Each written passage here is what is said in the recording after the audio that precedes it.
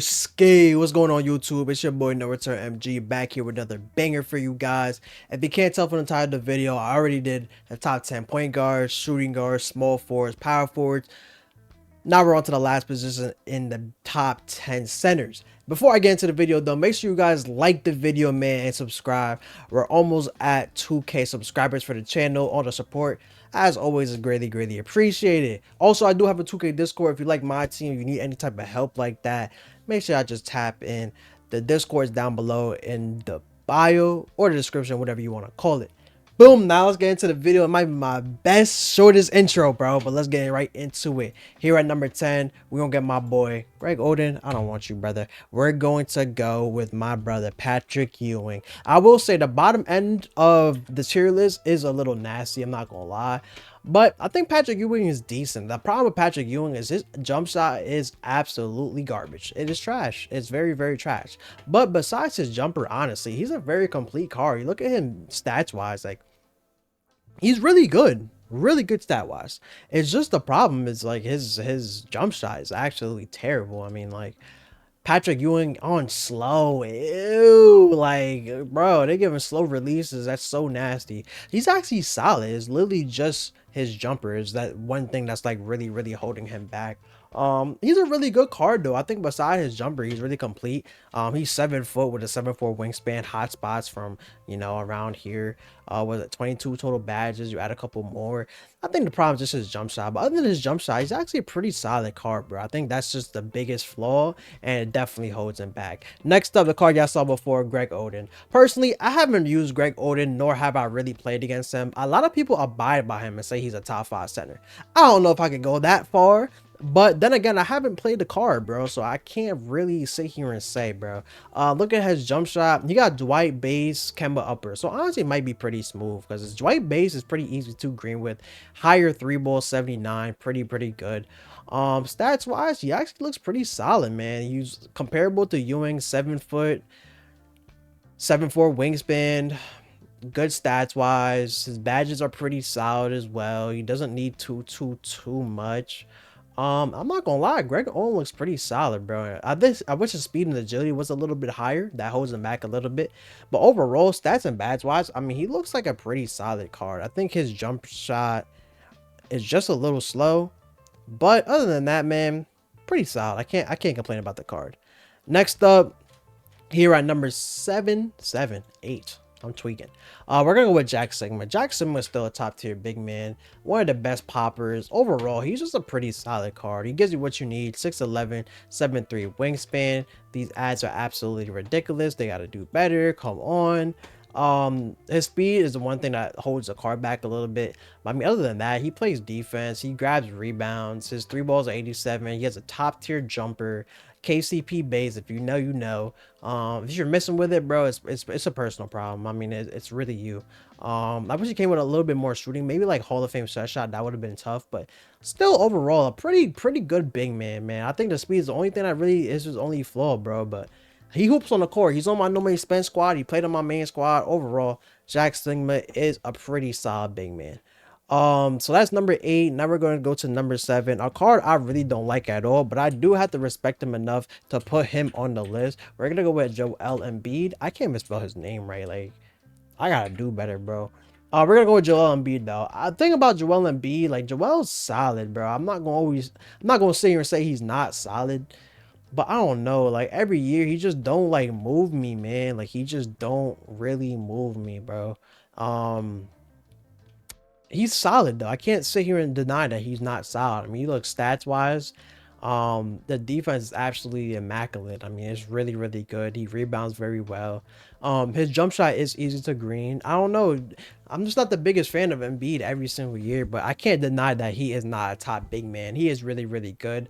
Big fan of Joel Embiid. Not a big fan. No, what am I saying? No, I'm just saying things. I'm not a fan of Joel Embiid at all, but I have to put him on his list. I have to respect him enough to put him on the list.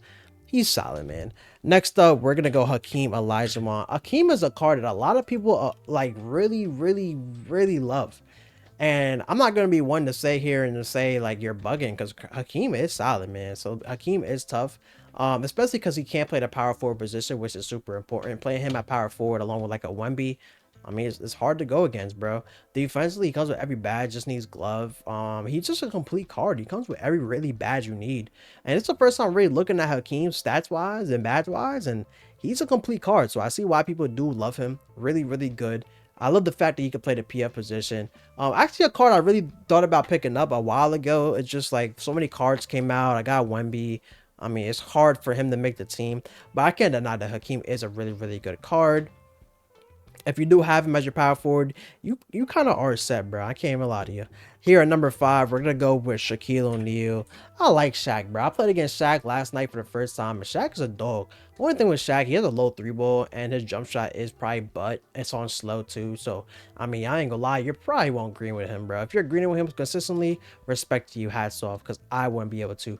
28 total badges, 20 Hall of Fame is actually crazy, and the defense is just immaculate. The fact that he could play the power forward position too, like he would be really high on the power forward list.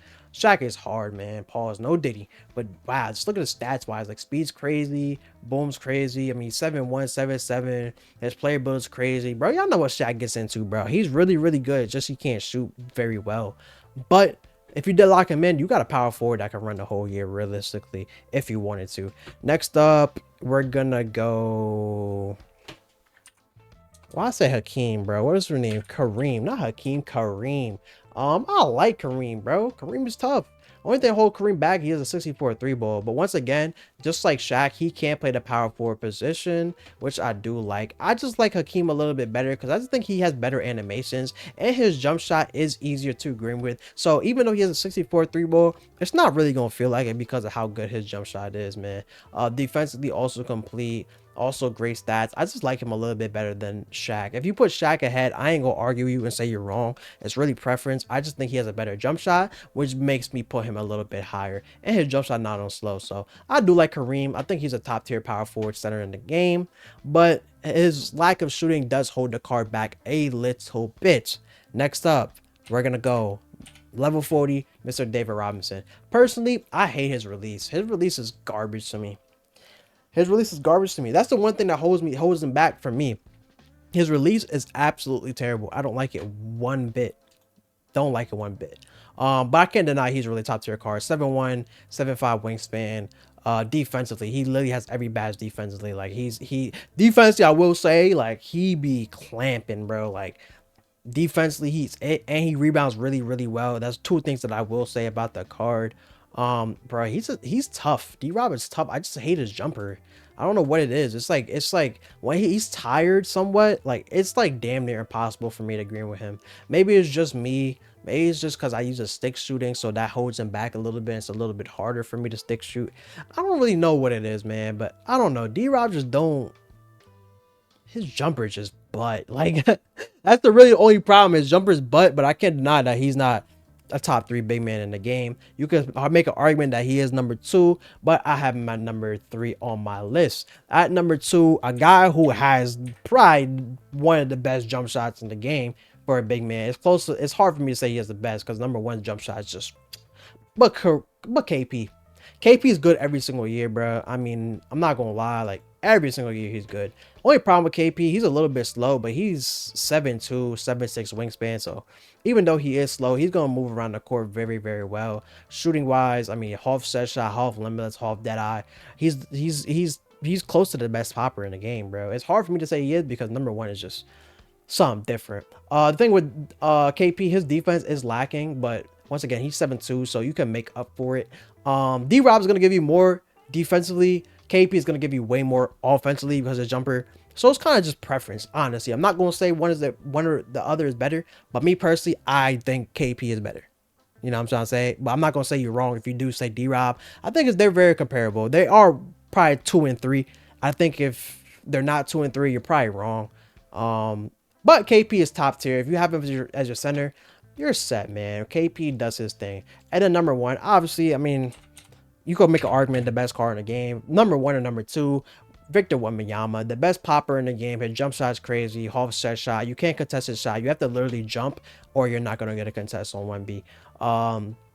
once again, his like this looks low, but he once again he's 7'4", 7'8" wingspan. He's a cheat code. I'm telling you, he's just literally it. Like I was one of those people who I was like, Wemby is good, but I feel like people gas him up a little bit. And in terms of like, they're like Wemby, oh my god, Wemby, like I'm like Wemby's like don't get me wrong, it's Wemby, he's still like a top 3 card in the game for sure, but I don't think he's really crazy. Then I got Wemby and I saw how cheesy he is. If you get Wemby, bro, he's miles ahead of the next best center. Don't get me wrong, KP is really, really good. KP is not Wemby. I'm sorry. But don't get me wrong, KP is still elite, but Wemby is just literally so cheesy in the game. He's glitchy. He's 7'4". He moves so well. His stats are really, really good. His jump shot is even better than last year, which is crazy because his jump shot last year was good, and now his jump shot is even better. KP is one of them, bro. I mean, not KP, Wemby's was one of them. So this is my total top 10 list. Let me know what y'all think in the comments if I got anything wrong. Make sure y'all boys like the video, subscribe. I love y'all, and I'll see y'all boys in the next video, man.